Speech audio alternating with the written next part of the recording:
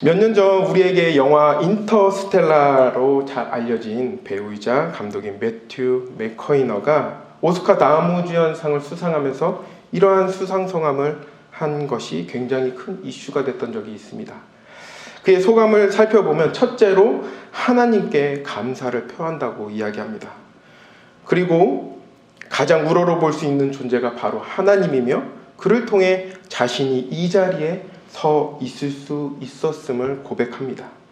두 번째로 그는 하늘나라에 있는 아버지와 시상식에 함께 참석한 어머니 그리고 그의 아내와 자식에게 감사를 전합니다.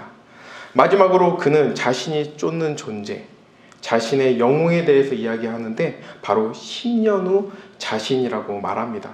그러나 자신을 향해 영웅이 되지 못할 것이라 장담합니다. 그렇지만 그는 괜찮다고 말합니다. 왜냐하면 자신의 모습을 통해 계속해서 노력하고 삶을 이끌어갈 수 있기 때문이라고 이야기합니다. 그러면서 우리 중 누군가가 무엇을 우러러보든 무엇을 바라보든 무엇을 쫓던지 전 그들에게 말하고 싶다라고 말하며 인터뷰를 마칩니다. 바로 아멘, 좋아, 좋아, 좋아라는 말입니다. 그에게 하나님 그리고 가족 그리고 미래의 자신은 삶의 원동력으로 삼고 살아갑니다. 하나님을 믿고 의지하는 삶이 자신에게는 매 순간 필요한 삶을 허락하시고 또한 가족들이 있기에 자신을 좋은 남편과 아버지가 될 수 있도록 노력하게 하며 또한 불가능하지만 미래의 자신을 보면서 영웅에 가까워질 수 있도록 노력한다는 것입니다. 이처럼 우리는 삶의 모습이 어떠하든지 삶을 살아갈 수 있게 하는 원동력을 가지고 살아갑니다. 여러분들은 삶을 살아갈 때 어떠한 원동력을 가지고 살아가십니까? 세상의 많은 사람들은 보편적으로 세 가지에 이끌려 삶을 살아간다고 합니다. 첫째는 꿈입니다. 무엇인가를 이루고 싶다는 꿈. 그 꿈을 이루기 위해 많은 사람들은 노력하고 삶을 살아갑니다. 둘째로 행복입니다. 작게는 자신을 위해 크게는 자신이 속한 단체들이 행복하기 위하여 노력한다고 합니다. 마지막으로 욕심입니다. 무엇인가 갖고 싶다는 욕심 또는 나도 행복해지고 싶다, 나도 무엇인가 되고 싶다라는 욕심을 가지고 삶을 살아간다고 합니다. 그러나 우리 그리스도인들은 세상의 사람들과는 분명히 구별되어 살아가야 되지 않을까요? 이처럼 이 세 가지, 보편적인 세 가지 원동력을 가지고 살아가면 안 된다는 것입니다.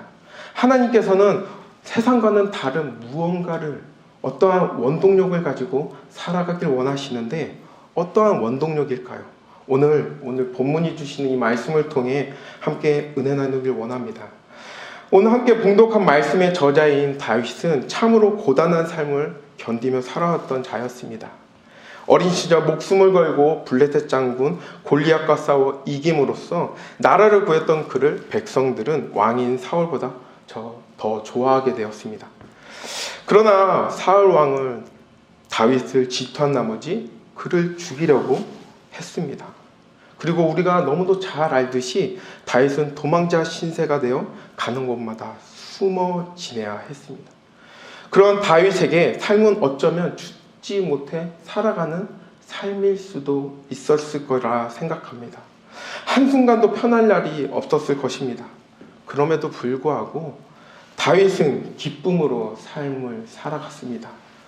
어떻게 하면 이렇게 죽지 못해 살아가는 삶을 살면서도 기쁨과 감사를 잃어버리지 않고 살아갈 수 있을까요? 특별히 오늘 본문은 오늘날 어려움을 겪거나 힘든 가운데 있는 그리스도인들에게 그 해답을 가르쳐주고 있습니다. 무엇인지 오늘 본문이 주는 세 가지 영적 교훈을 통해 함께 은혜 나누길 원합니다. 다윗이 기쁨의 고백을 할 수 있었던 그 첫 번째 이유는 하나님이 다윗의 삶에 근원이 되어 주셨기 때문입니다. 본문 2절을 우리 함께 봉독하도록 하겠습니다. 내가 여호와께 아뢰되 주는 나의 주님이시오니 주밖에는 나의 복이 없다 하였나이다. 아멘. 2절의 말씀을 보면 다윗은 내가 여호와께 아뢰되 주는 나의 주님이시오니 주밖에는 나의 복이 없다라고 고백하고 있습니다. 특별히 2절에서 살펴볼 말씀이 주밖에는 나의 복이 없다라는 말인데요. 이 말씀을 현대인 성경으로 번역하면 더 쉽게 이해할 수 있습니다. 현대인 성경은 이렇게 번역하고 있는데 주님을 떠나서는 내가 아무것도 좋은 것을 가질 수 없다고 주께 말하겠습니다 라고 말합니다. 그는 어려움을 겪는 후에도 하나님께 많은 축복을 받았습니다. 그러나 그는 자신에게 주어진 세상에 보여지는 복에 감사하는 것이 아니라 하나님이 나와 함께 하시는 것이 가장 큰 복임을 체험할 뿐만 아니라 고백한 것입니다.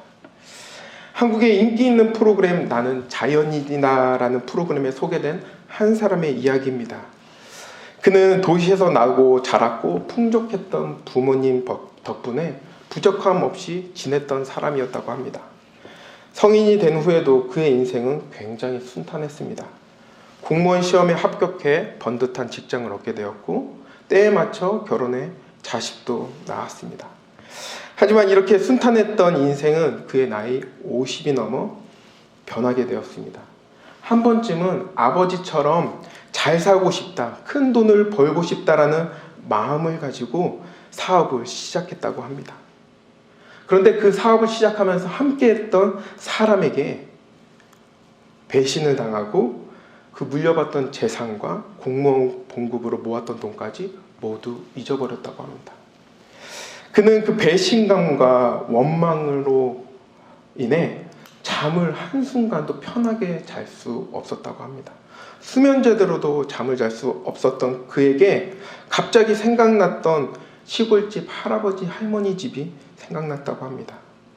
옛 집은 없어진 지 오래되어 할아버지 할머니의 산소가 있는 산에서 텐트를 치고 하룻밤을 묵게 되었는데 몇 년 만에 처음으로 굉장히 편안한 잠을 잤다고 합니다. 그리고 그때 경험만으로 겁도 없이 산골짜기에 들어가서 오두막을 짓고 산인이 되었다라고 합니다. 그리고 몸은 고되지만 잡념은 없어지고 저절로 마음은 편해졌다고 합니다. 그는 이제서야 참맛을 느끼며 산다고 말하며 지금에서야 알게 된 것이 너무 억울하고 원통하다고 말할 정도로 오늘의 삶, 그의 삶이 행복하다라고 이야기합니다. 신앙생활도 이와 같습니다. 내가 누리고 살아가는 것이 행복이라 생각하며 우리 또한 살아갑니다. 그러나 모든 것이 없어져 버리면 우리에게 남는 것은 절망뿐입니다. 우리 그리스도인들로 교회를 다니고 하나님을 믿는다 하면서도 내가 가진 것에 더 큰 기쁨을 누리고 있진 않는지 살펴보길 원합니다. 혹 가진 것에 하나라도 잃어버리면 죽을 것 같이 절망하고 좌절하고 있진 않는지 우리의 삶을 되돌아보길 원합니다. 그러나 오늘 본문의 다윗은 그렇지 않았습니다. 다윗은 죽을 수밖에 없던 상황에서 살아나 왕이 되어 나라는 점점 강성해졌습니다. 왕권은 더 단단해졌고요. 많은 사람들과 부를 가지게 되었습니다. 그로 인해 많은 사람들이 다윗을 부러워했습니다. 그러나 다윗의 즐거움은, 즉 기쁨은 그것들, 세상에 보이는 것에 있지 않았다는 것입니다. 오직 참된 기쁨은 주권자이신 하나님밖에 없다라고 오늘 본문 2절에서 고백하고 있는 것입니다. 그렇게 사울로부터 도망 다닐 때에도 또한 도망을 다니고 자신이 왕이 되어 모든 것을 누리게 될 때에도 오직 하나님이 참된 복임을 고백하고 있는 것입니다. 다윗의 고백이 있는 나의 복이란 일반적인 복의 개념이 아닙니다. 선한 것, 좋은 것의 의미를 가지고 있는 히브리어 토브라는 단어인데요. 선하심의 의미를 가지고 있는 히브리어 토브는 하나님께서 천지 창조를 마치신 후에 보시기에 좋았다라고 고백한 말과 같은 원어입니다.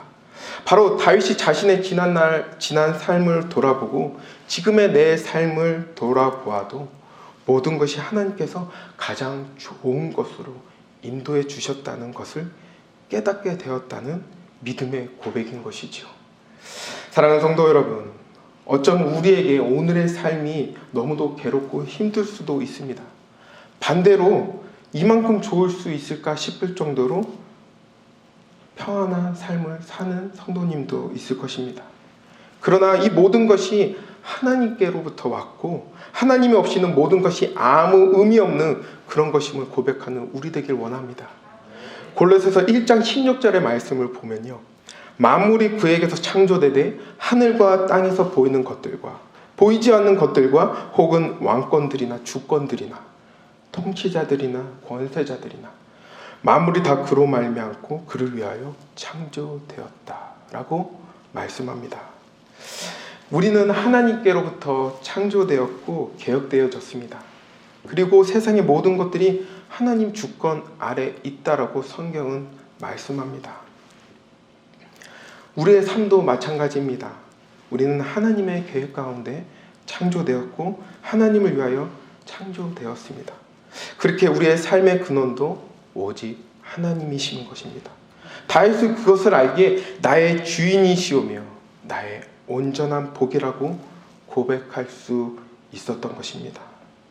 다윗이 우러러본 것은 바로 이 땅의 복이 아닌 하나님이었음을 우리 성도님들이 믿으며 나아가는 우리들 되길 주님의 이름으로 축원합니다. 어려운 가운데 있던 다윗이 기쁨의 고백을 할 수 있었던 두 번째 이유는 하나님은 우리의 산업과 분기심을 그는 분명히 믿었다는 것입니다. 본문 5절입니다. 여호와는 나의 산업과 나의 소득이시니 나의 분깃을 지키시나이다. 그는 그의 행복과 분깃을 위하여 하나님을 선택한 사실을 엄숙히 반복하며 고백하는 것을 본문을 통해 알 수 있습니다. 그리고 그의 선택으로 인한 위로를 하나님께서 주고 계심을 고백하고 있습니다. 이스라엘 자손들이 출애굽하여 가나안 땅에 들어가 땅을 분배할 때에 레위 지파 사람들에게는 땅을 나눠주지 않았습니다. 왜냐하면 레위 지파 사람들은 하나님이 기업이 되시기 때문입니다. 그러나 다윗은 유다 지파였습니다. 그렇기에 그는 유다 지파에 배분된 땅을 가지고 있었습니다. 그리고 그는 이스라엘 왕이 되었고 모든 땅들을 소유할 수 있었습니다. 그의 왕권은 강력했고요. 나라의 위상은 드높았고 그가 다스리던 이스라엘은 역사상 가장 번성했던 시기였습니다. 그럼에도 불구하고 다윗은 이스라엘의 전국토가 자기 산업, 자기 소득이라고 말하지 않습니다. 5절에 고백한 것과 같이 하나님께서 자신의 산업과 자신의 소득이 되신다라고 고백하고 있는 것입니다. 즉 다윗은 자신이 이스라엘 왕이지만 하나님 것을 지키는 청직이라 고백하는 것입니다. 그러면서 6절에 이렇게 고백합니다. 내게 줄로 재어준 구역은 아름다운 곳에 있으며 나의 기업이 실로 아름답도다. 다윗은 지금 자신이 다스리는 이스라엘을 자신에게 기쁨이 되고 있으며 자신은 빛나는 기업을 물려받았다고 고백하고 있습니다. 왜냐하면 그 땅이 하나님께서 줄로 직접 재어서 주셨기 때문이라고 말입니다. 그래서 다윗은 자신이 다스리는 땅을 하나님께 더 달라 억지를 부리거나 땡깡을 부리지 않습니다. 부강한 나라를 더 큰 왕국으로 만들어 달라 욕심 부리지 않습니다. 왜냐하면요, 하나님께서 주신 구역과 기업이 하나님께서 직접 줄로 재어서 주신 것을 자신이 생각하는 것보다 더 큰 유산임으로 알고 있고 고백했기 때문입니다. 한 강아지 이야기입니다. 운 좋은 날이었다고 합니다. 시내를 어슬렁거리던 떠돌이 강아지가 쓰레기통을 뒤지던 중에 큼직한 고깃덩어리를 발견했습니다.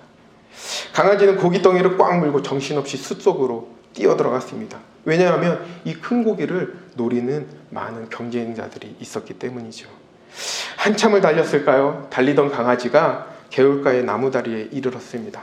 그러면서 다리 아래를 쳐다보니 이게 웬일일까요? 물속에 웬 강아지가 자기처럼 고깃덩어리를 물고 서 있는 것이 아닙니까? 잠깐 살펴보니 그가 가지고 있는 고깃덩어리가 자신이 가지고 있는 고깃덩어리보다 커 보이게 보였다는 것입니다. 저것을 뺏어야겠다고 생각한 강아지는 이빨을 드러내 보이며 으르렁거렸습니다. 그리고 더 큰 소리로 컹컹 짖기 시작합니다. 그랬더니 그만 입에서 빠져나온 고기 덩어리가 물속에 풍덩 빠져버리고 맙니다. 우리가 너무도 어렸을 때 자주 들었던 이솝 우화의 이야기입니다. 이런 경험 살아가시면서 한 번쯤 하지 않으셨습니까? 하나만 더, 한 번만 더, 조금만 더, 이렇게 만족할 줄 모르고 자꾸만 욕심을 부렸던 경험들이 우리의 모습 가운데 있습니다. 그리스도인도 이와 같이 만족할 줄 모르고 살아갑니다. 그러나 다윗은 하나님께서 줄로 재어주신 것을 만족하며 감사하는 모습을 보입니다. 하나님께서 주신 산업과 분깃이 자신이 감당할 수 없을 만큼 큰 복임을 그는 기억하고 욕심부리지 않습니다. 하나님께서 더 좋은 것을 줄 분임을 경험하면서 다윗은 또 한 번 이렇게 고백합니다. 7절입니다. 나를 훈계하신 여호와를 송축할지라 밤마다 내 양심이 나를 교훈하도다. 사랑하는 성도 여러분, 우리가 우리에게 있는 것이 하나님께서 직접 줄로 재어서 주셨다는 것을 고백하는 우리들 되길 원합니다. 그러한 고백이 우리 삶 가운데 넘친다면 우리의 삶에 허락하신 모든 것들이 아름답고 그 모든 것에 감사한 기도 제목이 될 것입니다. 하나님께서는 내게 있는 모든 것을 줄로 재어주신 것을 알고 믿는 자만이 하나님을 앞에 모시고 살 수 있습니다. 뿐만 아니라 하나님의 그 능력을 경험하며 살 것입니다. 그러한 믿음으로 살아가는 우리들 되길 주님의 이름으로 축원합니다. 다시 기뻐할 수 있는 세 번째 이유는 도우시는 하나님을 믿었다는 것입니다. 앞서 말한 두 가지 이유 모두 하나님의 도우심에 대한 믿음의 고백이었습니다. 그러나 이 세 번째 도우시는 하나님은 앞서 말한 도움은 주인과 청지기의 관계의 도우심이라면 이 도우심은 자식과 부모의 도움이라는 것입니다. 그는 왜 하나님의 도움을 재차 강조하고 고백할까요? 8절입니다. 8절과 9절입니다. 내가 여호와를 항상 내 앞에 모시며 그가 나의 오른쪽에 계심으로 내가 흔들리지 아니하리로다. 이러므로 나의 마음이 기쁘고 나의 영도 즐거워하며 내 육체도 완전히 살리리. 아멘. 다윗의 삶을 보면 하나님이 보호해 주신다는 것을 많이 경험한 사람입니다. 그는 가진 능력도 뛰어났지만 힘들고 어려울 때마다 언제나 하나님이 보호해 주셨고 좋은 길로 인도해 주셨다는 것을 경험했던 사람입니다. 다윗이 8절과 같이 내가 여호와를 항상 내 앞에 모시니요 라고 고백할 수 있었던 것은 다윗의 눈에는 하나님이 단지 추상적인 존재가 아닌 실제로 내 앞에 보이는 또한 내 곁에 계셨던 존재였음을 알고 있었습니다. 다윗에게 하나님은 삶의 보호자였습니다. 그렇기에 그는 항상 하나님을 곁에 모시고 살았다고 고백하는 것입니다. 우리 아이가 달라졌어요 라는 프로그램을 자주 시청할 때가 있었습니다. 그중 한 주제가 매사 제멋대로인 아이, 무엇이 문제일까? 라는 주제였습니다. 매사의 제멋대로인 아이의 가장 큰 문제는요, 부모의 애착관계가 제대로 형성되지 않았다는 것입니다. 불안정 애착을 경험한 그 아이는 타인에 대한 신뢰감이 없었고 자주 불안해했다고 합니다. 특히 타인의 관심을 얻기 위해 문제를 만들거나 거짓말을 하고 사람과의 관계에 매우 집착하는 경우를 자주 보였다고 합니다. 이러한 문제들이 시간이 지날수록 대인관계에 더 엉망이 되고 낮은 자존감으로 인해 우울을 경험하고 더 나아가서는 나쁜 결과까지 나아간다라고 전문가들은 하나같이 이야기합니다. 그러면서 영유아기에 부모와 안정 애착이 형성하는 것이 굉장히 바람직한 방법이라고 이야기합니다. 안정 애착이 형성된 아이는 부모의 관계를 보면 첫째, 아이가 잘 보호받고 있다고 안정감을 가져야 한다고 이야기합니다. 둘째, 부모가 얼만큼 잘 공감해 주느냐에 따라 안정 애착이 형성된다는 것입니다. 애착관계가 잘 형성된 아이의 모습은 이렇습니다. 낯선 곳에 혼자 있거나 다른 사람과 함께 있으면 때때로 불안을 보인다는 것입니다. 그러나 부모가 잠시 자리를 떠난다고 하더라도 크게 분리불안을 보이지 않고 곧 올 부모를 기다리면서 그 환경에 적응한다는 것입니다. 그리고 부모가 돌아오면 반갑게 맞고 안아주고 뽀뽀하며 눈맞춤으로 안도감을 느낀 후에 다시 자기가 놀던 자리로 돌아가 놀기 시작한다는 것입니다. 신앙의 모습도 또한 오늘 바울이 고백한 모습도 이와 같습니다. 하나님과의 애착관계가 얼마큼 잘 이루어졌는지 우리의 신앙의 모습만 보더라도 알 수 있습니다. 다윗은 하나님과의 관계가 신뢰와 또한 부모의 관계처럼 탄탄한 관계였습니다. 잠시 잠깐 낯설고 어려움에 처해 있다라고 하더라도 마음이 불편해 하더라도 곧 내 앞에 와 함께 해주실 하나님을 믿었습니다. 그리고 그는 그를 도우시는 또한 함께 하시는 하나님께 감사함으로 기쁨을 나누는 것입니다. 신앙생활이란 보호자와 함께하는 인생길입니다. 어린 자녀들이 세상을 살아갈 수 있는 이유는 아마도 확실하게 보호자인 부모가 있기 때문일 것입니다. 우리가 하나님을 믿고 그분을 아버지라 부르면 하나님께서는 우리의 확실한 보호자가 되어 주십니다. 다윗은 하나님을 보호자로 모시고 살았기에 자신 있게 고백할 수 있었습니다. 10절과 11절입니다. 우리 함께 봉독할까요? 이는 주께서 내 영혼을 수월에 버리지 아니하시며 주의 거룩한 자를 멸망시키지 않으실 것입니다. 주께서 생명의 길을 내게 보이시리니 주의 앞에는 충만한 기쁨이 있고 주의 오른쪽에는 영원한 즐거움이 있나이다. 우리의 삶 가운데 이런 고백이 넘치길 원합니다.